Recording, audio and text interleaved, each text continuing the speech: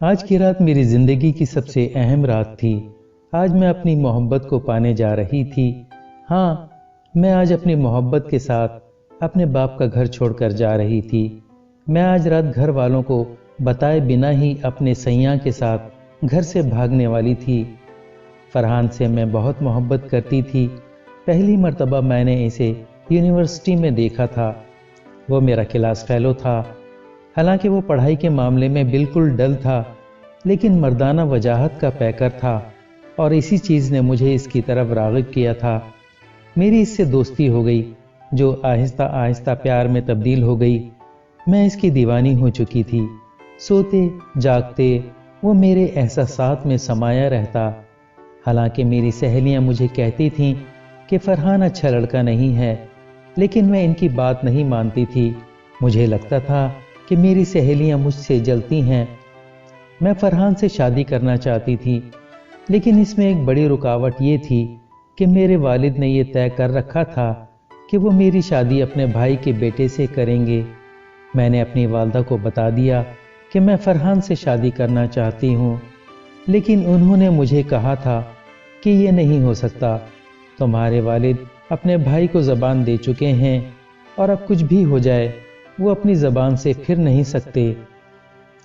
اس لیے اب میرے پاس دوسرا کوئی راستہ نہیں بچا تھا سوائے اس کے کہ میں چوری چھپے فرحان سے شادی کر لوں۔ مجھے فرحان نے ہی آفر دی تھی کہ ہم لوگ گھر سے بھاگ کر کسی دوسرے شہر جا کر شادی کر لیتے ہیں۔ آج وہ دن آ گیا تھا۔ ہمیں اپنے منصوبے پر عمل کرنا تھا۔ میں نے پوری تیاری کر لی تھی۔ شام میں اچانک فرحان کا فون آ گیا۔ اس نے کہا، تمہاری امی نے تمہاری شادی کے لیے زیور بھی بنا کر رکھے ہوں گے، اور اس کے علاوہ بھی گھر میں زیور ہوں گے، تم ان کو بھی ساتھ لے آنا۔ اس کے ساتھ ساتھ جتنی بھی نقدی ملے وہ بھی لے آنا۔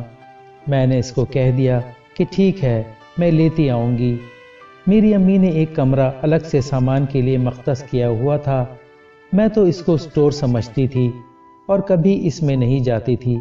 مجھے یقین تھا کہ امی نے زیور اسی کمرے میں رکھے ہوں گے۔ رات میں جب امی سو گئیں تو میں نے امی کے تکیے کے نیچے سے چابی نکالی اور اس اسٹور نما کمرے کا تالا کھول کر اس میں چلی گئی۔ مجھے وہاں ایک الماری سے سونے کے زیورات کا ڈبہ مل گیا۔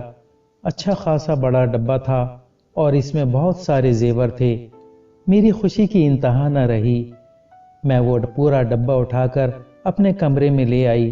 کمرے کی کنڈی لگا کر میں نے ڈبے کا جائزہ لیا۔ مجھے اس میں ایک ڈائری بھی نظر آئی۔ میں نے وہ ڈائری نکالی۔ یہ میری امی کی تھی۔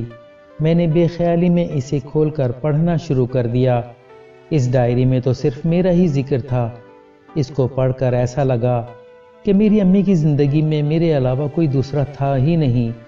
وہ مجھ سے کس قدر محبت کرتی ہیں، میں نے سوچا، اور ڈائری کے پہلے صفحے سے پڑھنے کا فیصلہ کر کے پہلا صفحہ کھولا اور پڑھنا شروع کیا، اور حیرتوں کے پہاڑ میرے اوپر گرنا شروع ہو گئے۔ جو کچھ اس میں لکھا تھا اس نے مجھے جھنجھوڑ کر رکھ دیا۔ میں پڑھتی جاتی تھی اور آنسوؤں کی لڑی میرے رخساروں پر گرتی جاتی تھی۔ اس میں لکھی عبارت مجھے بتا رہی تھی کہ میں اپنی ماں کی بیٹی نہیں ہوں۔ مجھے تو کسی بد کردار ماں نے جنم دیا تھا اور اپنے گناہ کو چھپانے کے لیے کچرے کے ڈھیر پر پھینک دیا تھا، جہاں کتے میری بوٹیاں نوچنے کے لیے تیار تھے کہ میرے ابو نے مجھے کچرے کے ڈھیر سے اٹھایا اور گھر لے آئے۔ میری امی ابو کے ہاں کوئی اولاد نہیں تھی۔ انہوں نے مجھے تحفہ خداوندی سمجھا اور سگی بیٹی سے بڑھ کر مجھے محبت دی، تعلیم دلوائی، شہزادیوں کی طرح میری پرورش کی۔ میں ڈائری پڑھتی گئی اور محبت کا مطلب میری سمجھ میں آتا گیا کہ میری اصل محبت تو میرے اپنے گھر میں موجود ہے، اور میں اسے فرحان میں تلاش کر رہی تھی، جس کو مجھ سے زیادہ میرے زیورات کی فکر تھی۔ میرا ذہن کھل چکا تھا، آنسو رکنے کا نام نہیں لے رہے تھے۔ میں وہ زیورات کا ڈبہ اور ڈائری واپس اسٹور میں رکھ کر آ گئی۔ میں اپنے آپ کو کوس رہی تھی کہ میں کیا کرنے جا رہی تھی۔ میں اپنی سچی محبت کو سرے عام رسوا کرنے جا رہی تھی۔ اس اثنا میں فون کی رنگ بجی۔